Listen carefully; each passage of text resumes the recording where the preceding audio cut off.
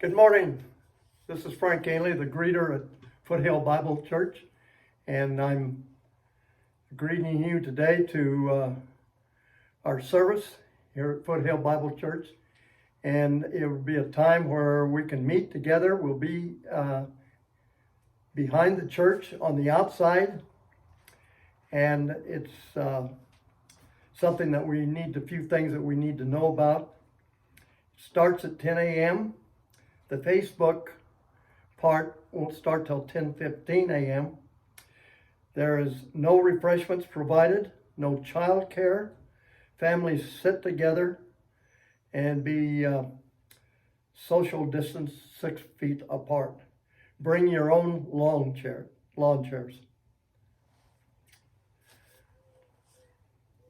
Okay, this morning I just wanted to talk about, last time I talked a little bit about Elderwood, which is means so much to me, and I just talk about growing up and different things here that I've got that I want to share with you.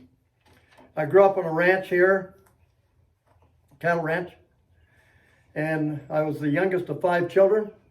And my dad, one of the things that he taught us how to work and work hard. And it's something that I always, at the time, I didn't particularly relish it. But later in life, I was glad that he taught us that. One of the things, too, that we had was we had teamwork in our family. Being the youngest, it seemed like I had to do all the chores and all the most of the work, but in reality, I really didn't have to do it.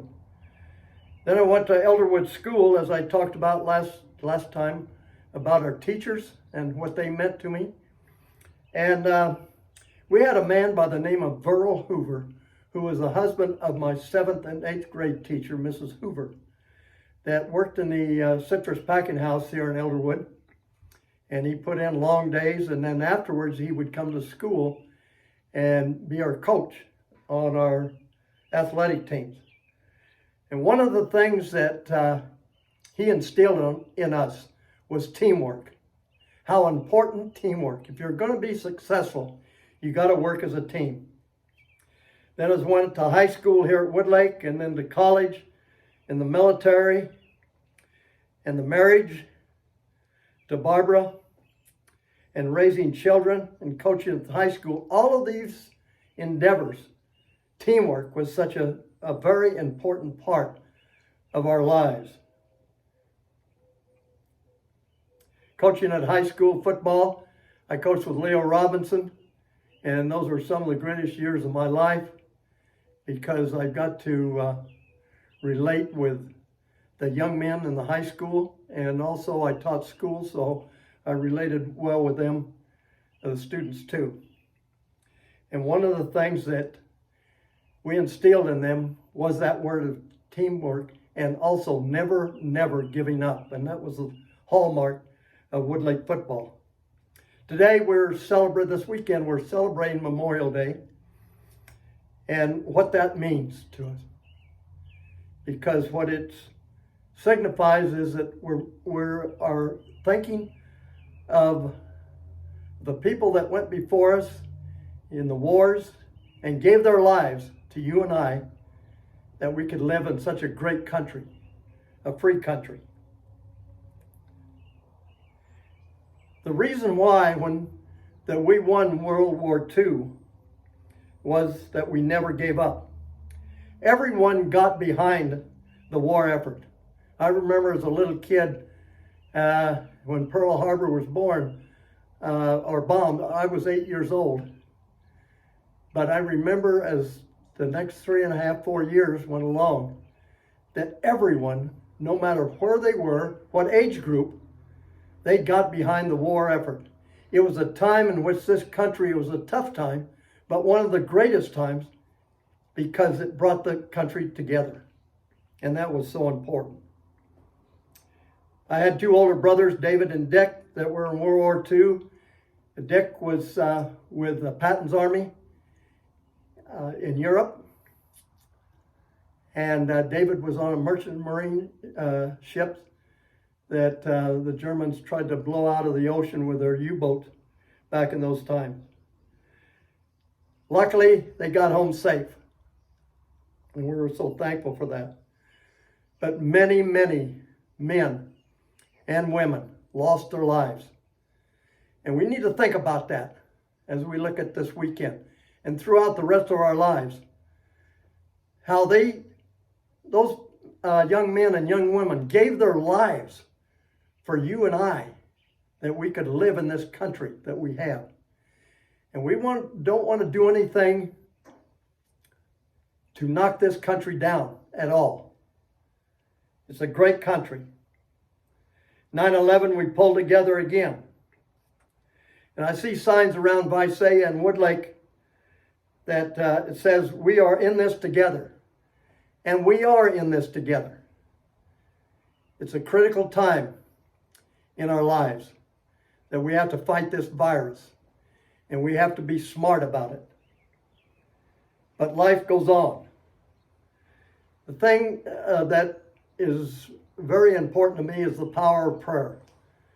My mother was a prayer warrior.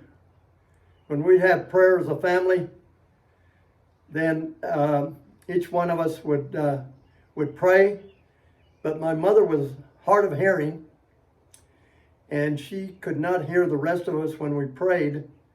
And when she prayed long prayers, and the rest of us, after a while, we'd look at each other as kids to see what was going on. But Mother was so intense in her praying. She believed in the power of prayer. And as time goes along, she taught me that. Into a couple of articles in the Times-Delta. Monday, May 16th, was this: COVID-19 robbing U.S. of history. That talks about what's happening to the World War II veterans that are still living, and what they're disappointed about in the way our country is going about things. And also another one, losing our fears in war and plague. A great little article in the Times-Delta Opinion. Those are Monday, May 16th, and Tuesday, May 19th. It's really, maybe if you have a chance of seeing it, it'd really be eye-opening. When we talk about World War II, Barbara, my wife, had an uncle that was 23 years old and was shot down over Germany in a bombing raid and lost his life. And he never had a chance of getting married. He never had a chance of having children. And to the family, it was a devastating thing. Along with the people all through our country that lost husbands and wives, husbands and maybe daughters and brothers, sons, uncles. It was really a tough time.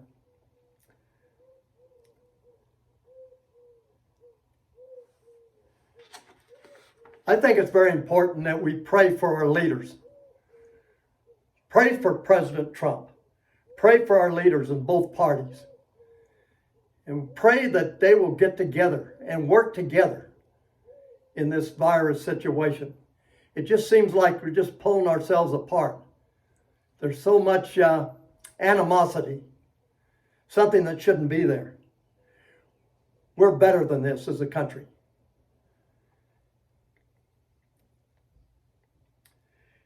One of the things as we look at the end when this is over is that we got to remember that government can't restore prosperity. It has to come from only entrepreneurs and risk takers. They're the ones. This is what's made America great. Our business people that are willing to take a chance and a risk of going into business to fail or succeed. And entrepreneurs that start a business. And we have them. We have all that talent today. And we don't want it to let it go to waste. And this is what's going to bring our country back and bring our economy back. The other thing is to have a confidence and trust in the Lord. He's the one that's going to lead us. Like I said last week, He's in control and He will lead us through this. But we've got to have the trust and we have to have the faith. When the time comes, master the fear of the virus and dare to go back to work. Remember, the strength of our country. People never, never give up. We need to continue this tradition for as long as we live. Thank you very much.